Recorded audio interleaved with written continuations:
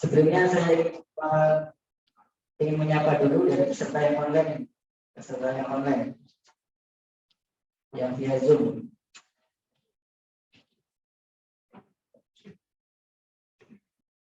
Ya, ada dari Mbak tadi yang sudah bertanya, Mbak Gita Fitriani dari cabang mana ya? Iya, Assalamualaikum Kanda. Saya dari PCIMM Jakarta Selatan. Oke, baik, dari Jakarta Selatan. Ya. Selanjutnya, ini namanya ada yang tidak oke. Tri Agus Yuliani. Dari cabang mana ya?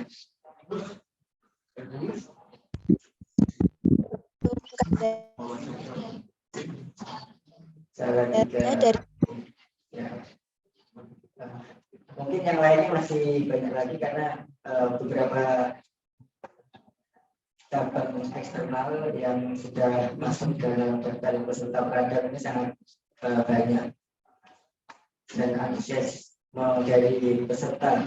Juga saya untuk PCM Sukarjo cukup antusias untuk hari ini kita mengadakan agenda peradat, yaitu diskusi untuk menyambut Darul Al-Muhammadiyah PCIMM Sukarjo yang kali ini materi yang kedua yang akan dibawakan oleh Yunda Khodimun Sutanti.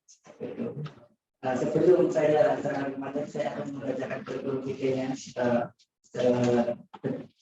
Ini ada lumayan tahapannya banyak sekali. Untuk nama Khodimun Sutanti, alamat Jakarta Selatan. Nama telepon mungkin yang ingin untuk sebagai diskusi lanjutan nanti saya terangkan 081 212 210 141. Mungkin untuk untuk studi yang lain sangat banyak ya. Ini saya kurang bisa membaca dengan jelas juga.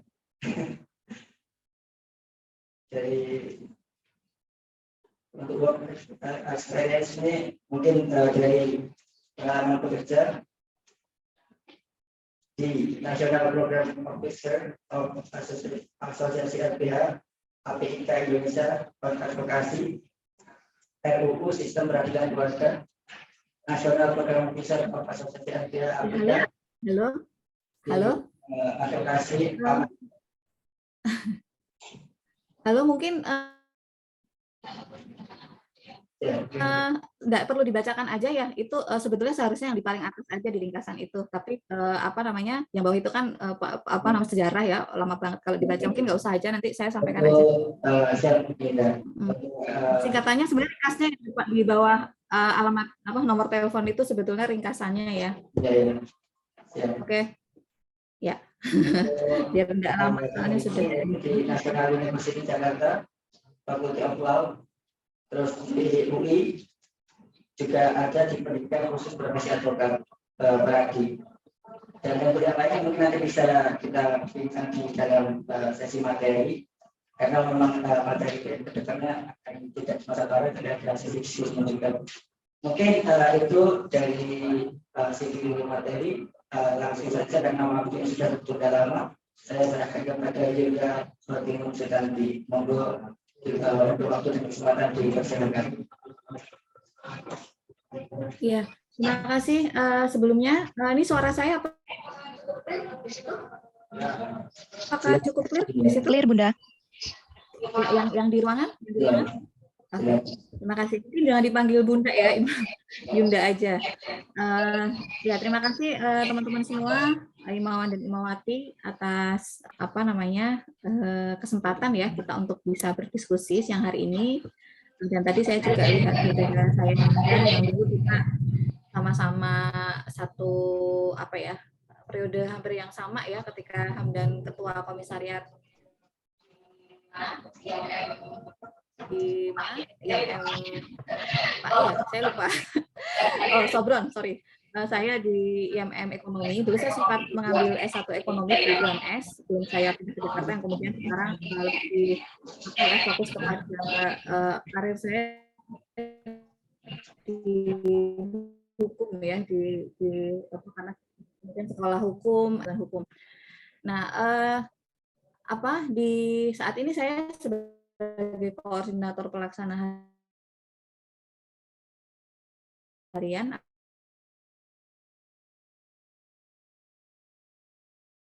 dewasa maupun anak, kemudian ada beberapa kantor, ada 18 kantor kita di Indonesia. Kalau di Jawa Tengah itu di Semarang.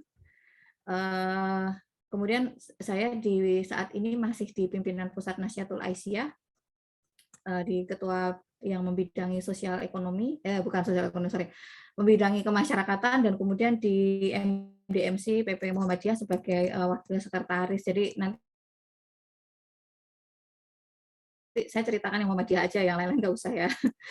Nah, dulu di IMM ini saya dulu pernah menjadi korps instruktur cabang Surakarta, kemudian di DPD IMM Jawa Tengah itu di ketua bidang Mawati, yang waktu itu posisi yang paling saya tidak mau waktu itu ya, tapi ternyata memberikan hikmah kepada saya banyak sekali ya untuk merefleksi pendekatan yang saya gunakan dalam melakukan kampanye terkait dengan isu-isu kesetaraan gender di internal IMM maupun di Muhammadiyah, walaupun tantangannya sangat banyak ya. Kemudian di pimpinan pusat saya pernah menjadi ketua bidang kader DPP IMM tahun 2008 sampai 2010, kemudian 2010-2012 kebalik, 2008-2010 saya ketua bidang Imawati, kemudian tahun 2010-2012 sebagai ketua bidang kader DPP IMM. Nah, ini kenalan, menceritakan pernah di IMM supaya kita merasa bahwa kita satu keluarga ya. Dan saya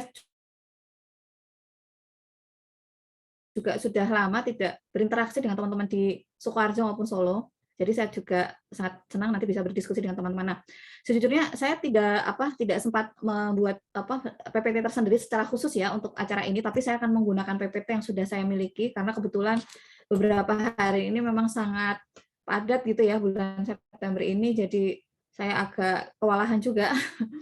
Saya boleh share screen, ini masih full?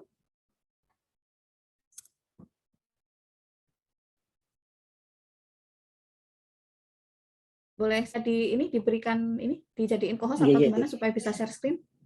Ya, oke. Nah, sambil menunggu sesuai dengan apa yang diharapkan oleh teman-teman kemarin ya, dan apalagi ini level DAM ya, saya dulu cukup agak galak ketika perkaderan. Jadi AM teman-teman sudah masuk pada level analisis ya. Jadi saya mengasumsikan teman-teman sudah memahami apa yang dimaksud dengan kesetaraan gender dan seterusnya itu. Karena saya yakin di AM itu levelnya sudah intermediate gitu. Jadi intermediate artinya sudah tidak wacana-wacana, diskursus dan sebagainya dasar itu teman-teman sudah menguasai, dan saya akan langsung masuk kepada peta pemikiran ya dan gerakan yang ada di Indonesia. Oke, terima kasih sudah bisa masuk ya. Oke, apakah kelihatan PPT-nya? Sudah kelihatan? Ya, sudah benar. Yunda. Oke. Nah, rekan-rekan nanti kalau misalnya sinyal saya tiba-tiba down, saya akan mematikan video ya, nggak apa-apa ya. Nah, mungkin ini ya, saya ingin ini dulu, kita melihat sama-sama terkait dengan bagaimana gender itu dikonstruksikan ya, gender dikonstruksikan. Kalau kita melihat pada bagian ini ya, sebetulnya peran gender seperti yang sudah kita pelajari bersama itu dikonstruksi oleh berbagai hal ya. Pertama dari perspektif interpretasi agama misalnya, kemudian kedua adalah budaya. Budaya itu bisa lahir turun-temurun di masyarakat, misalnya adat gitu ya. Kalau di Indonesia ini mungkin teman-teman ada yang berasal dari berbagai wilayah di Indonesia mungkin akan tahu bahwa di Indonesia itu sangat banyak sekali ragam, ada ragam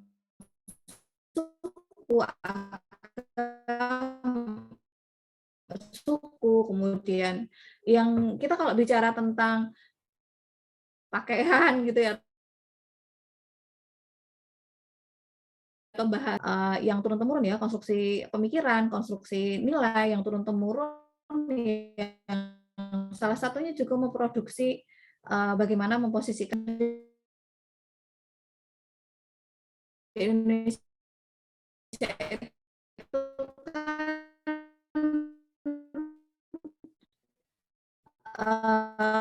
tidak hanya apa sebetulnya biner ya, laki-laki dan perempuan, tapi misalnya di budaya 5 identitas gender gitu.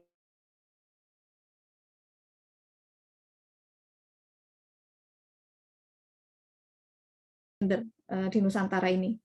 Kak, apa namanya misalnya ya, contoh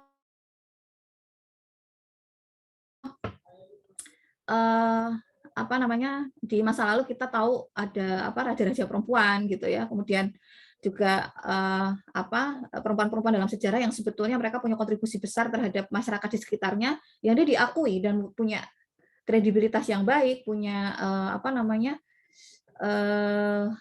prestasi yang bagus gitu ya dalam kepemimpinan dan seterusnya, itu yang itu dilupakan oleh bangsa Indonesia sendiri. Kalau teman saya menyebutnya post tradisional amnesia. Jadi kita melupakan apa yang sebenarnya ada di dalam bangsa kita sendiri. Dan itu apa kemudian dianggap sebagai produk asing gitu. Padahal ketika zaman Eropa itu masih perempuan dianggap tidak bisa menaiki kuda sendiri gitu ya, atau melompati anjing pudel sendiri gitu. Ininya ya gambarannya itu di Indonesia itu bukan di Indonesia, di Nusantara itu perempuan sudah memimpin negara gitu. Bahkan memimpin menjadi komandan perang misalnya, dan punya kontribusi yang besar gitu terhadap masyarakatnya. Nah ini saya ingin mengajak kita membawa pemikiran kita ke sana dulu gitu ya. Kita mengenali sebetulnya budaya Nusantara itu sendiri dulu sebelum kita berbicara tentang apa namanya nanti dari berbagai perspektif yang lain yang kemudian lahir ya di Indonesia. Nah termasuk datangnya Islam sendiri ya di Indonesia. Tapi saya nggak akan sampai jauh banget ke sana. Nah kita melihat ya bahwa peran gender itu dikonstruksi oleh tadi itu tafsir agama, kemudian juga tadi budaya turun temurun itu ya yang berubah dari waktu ke waktu, kemudian juga politik. Nah, kebijakan negara berpengaruh terhadap bagaimana konstruksi gender di Indonesia. Nanti kita akan lihat sama-sama. Kemudian bagaimana ekonomi ya, ekonomi pasar dan lain sebagainya itu juga mengkonstruksi apa gender di Indonesia ya. Nah, dan itu gender itu seperti yang kita ketahui bahwa ada sosialisasi ideologi gender yang itu tadi itu diturun-temurunkan oleh beberapa agen tadi itu, oleh agen-agen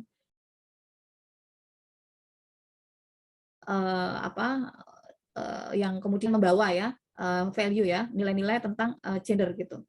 Nilai-nilai tentang gender ini kan kemudian mengkonstruksi bagaimana peran laki-laki, peran perempuan di dalam masyarakat gitu ya, dan bagaimana memposisikan apa keberagaman gender yang ada di Indonesia.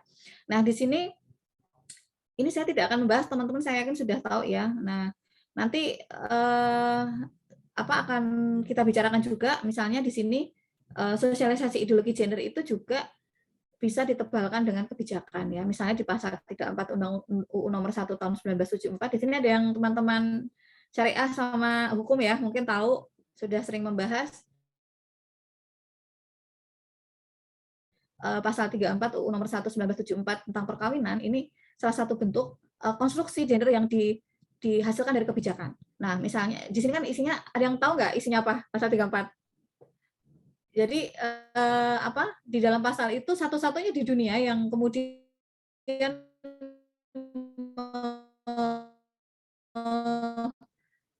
apa ya mengatur pembagian kerja laki-laki dan perempuan dalam keluarga gitu dalam bentuk undang-undang gitu. Kan di apa di tanggung jawabnya adalah rumah tangga dan laki-laki adalah mencari nafkah. Jadi itu konstruksi apa ya? Konstruksi gender yang itu kemudian dibentuk oleh kebijakan gitu. Nah, bahkan negara ikut masuk dalam bagaimana rumah tangga itu membagi peran gitu ya. Nah, ini menarik sekali di Indonesia ya kalau kita lihat ya.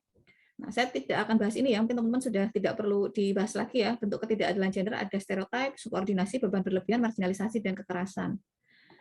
Nah, ada satu lagi yang mungkin jarang kita bahas, itu namanya glass ceiling. Jadi glass ceiling ini seolah-olah perempuan itu berada di dalam sebuah kotak gitu ya, dan kemudian dia tidak bisa menerobos kotak itu. Sebenarnya laki-laki itu juga mungkin ada di sebuah kotak kaca, tapi dengan konstruksi yang berbeda gitu ya dengan perempuan. Perempuan kemudian dia terhambat untuk misalnya sebetulnya dia bisa meraih gitu ya apa yang bisa yang dia harapkan gitu ya. Pilihan kan banyak ya. Dia boleh memilih sebagai apa saja. Nah, tapi kemudian dia seolah-olah tidak bisa memilih karena di situ ada kotak kaca yang tebal dan dia tidak bisa keluar dari kaca tersebut. Ini yang disebut dengan glass ceiling. Nah, saya akan masuk ke sini ya. Ini gambaran sedikit tentang bagaimana peta pemikiran yang berkembang di Indonesia. Nanti saya hanya akan membahas pasca kemerdekaan, jadi tidak sampai sebelum kemerdekaan, era Kartini dan seterusnya saya tidak akan bahasnya.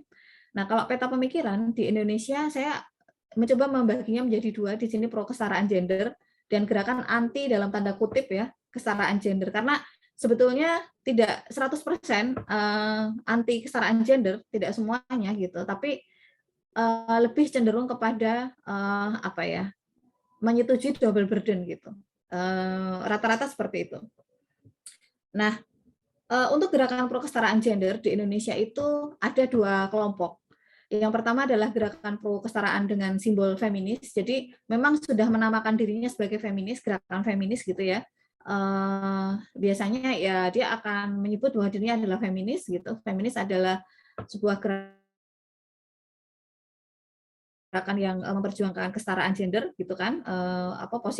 Bagaimana posisi perempuan itu setara dengan laki-laki gitu kan. Setara itu dan sama itu beda ya. Ada kesamaan, ada kesetaraan. Kesetaraan itu sebetulnya lebih mengakomodasi bagaimana peran-peran laki-laki dan perempuan itu melihat dari sudut pandang dengan latar belakang dan kebutuhan yang berbeda. Misalnya gini, ada yang tanya, loh kalau misalnya cuti haid, kenapa perempuan boleh cuti haid, laki-laki enggak? Ada yang bilang, loh itu berarti enggak setara dong, enggak setara dong. Nah, itu perspektif kesamaan, bukan perspektif kesetaraan ya. Karena kalau cuti haid itu kan hanya dimiliki oleh perempuan. Kalau laki-laki haid boleh aja cuti haid gitu kan, di Undang-Undang Ketenagakerjaan kita ada cuti haid ya. Laki-laki kalau haid ya cuti haid aja, kan enggak haid masalahnya. Nah, itu kebutuhan yang berbeda laki-laki dan perempuan ini tentunya harus dilihat secara proporsional gitu. Jadi kalau misalnya cuti haid ya perempuan yang berhak cuti haid, laki-laki tidak diberikan cuti haid karena tidak haid gitu. Bukan berarti tidak adil, bukan berarti tidak setara. Tapi itu adalah ada yang mengatakan itu diskriminasi positif, tapi saya tidak ingin menggunakan kata diskriminasi ya. Sebetulnya itu adalah kesetaraan yang proporsional. Nah, kemudian gerakan feminis di Indonesia itu juga macam-macam ya. Sebetulnya perspektifnya itu liberal, ada yang liberal itu kan lebih memperjuangkan kepada hak-hak perempuan ya, misalnya dalam pendidikan, dalam pemilu, misalnya dalam politik gitu ya, itu gerakan feminis liberal yang kadang-kadang itu salah digunakan istilah ini oleh rekan-rekan yang tidak setuju dengan isu kesetaraan gender atau anti terhadap feminisme. Nah, radikal ini lebih banyak membicarakan tentang bagaimana perspektif atau biasanya ada kalimat yang sangat terkenal ya, personal is political gitu ya.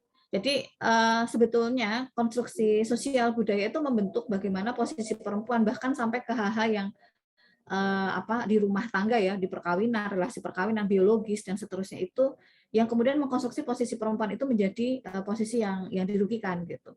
Nah, itu sebenarnya lebih banyak dibawa oleh teman-teman dari gerakan radikal. Nah, ini juga seringkali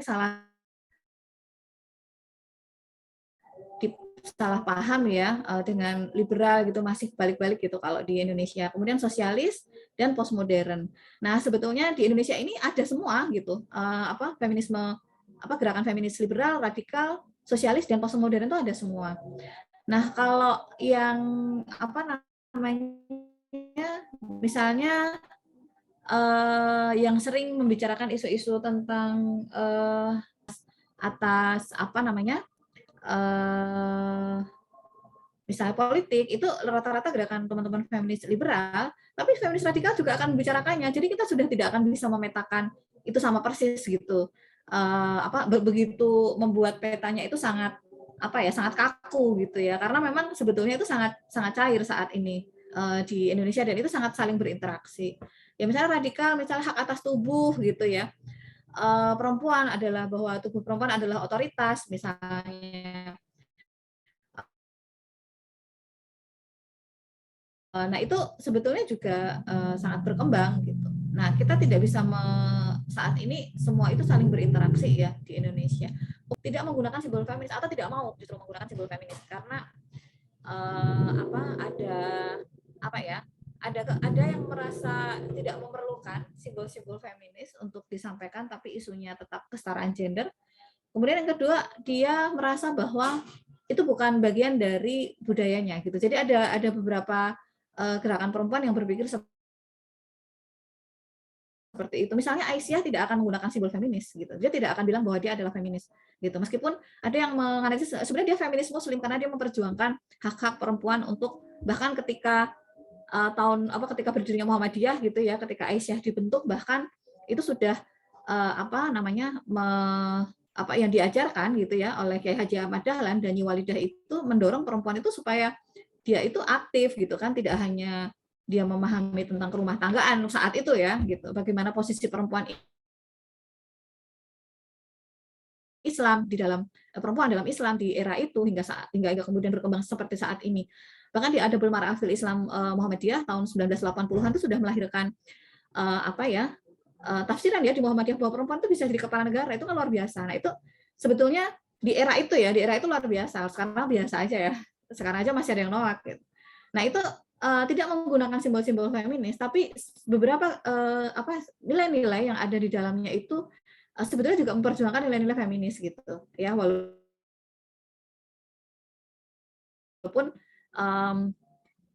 berbeda gitu bagaimana dia cara mengemasnya dan lain sebagainya itu ya kalau di Muhammadiyah dan Aisyah gitu. Ada yang menyebutnya feminis muslim dan kalau dari orang-orang lain ya, tapi Aisyah sendiri tidak menyebutnya seperti itu. Dan ada khawatiran nanti kemudian disamakan dengan gerakan feminis dari barat gitu ya, seringkali muncul seperti itu. Nah, kemudian ada gerakan yang anti feminis. Kenapa saya berikan tanda kutip tadi ya, karena memang sebetulnya dia tidak benar-benar anti kesetaraan gender secara 100% gitu. Tapi dia menolak konsep gender, kesetaraan gender itu karena dianggap sebagai produk barat. Dianggap sebagai bagian dari gospel fikir gitu ya, selalu muncul itu. Dianggap sebagai bagian dari ekspansi imperialisme barat gitu. Jadi ketika ada istilah kesetaraan gender itu kemudian dianggap tidak sesuai dengan konsep agama, dianggap antitesis terhadap agama. Nah, ini makanya dia tidak mau menggunakan istilah kesetaraan gender dan tidak mau menggunakan kata gender gitu ya. Namun sebetulnya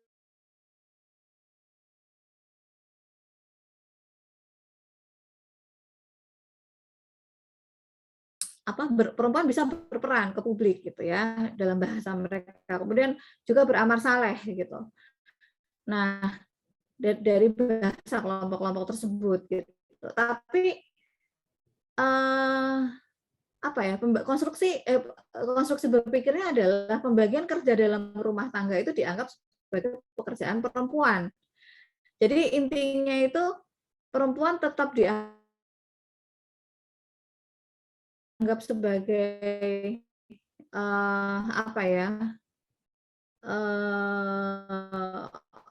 mereka yang kelompok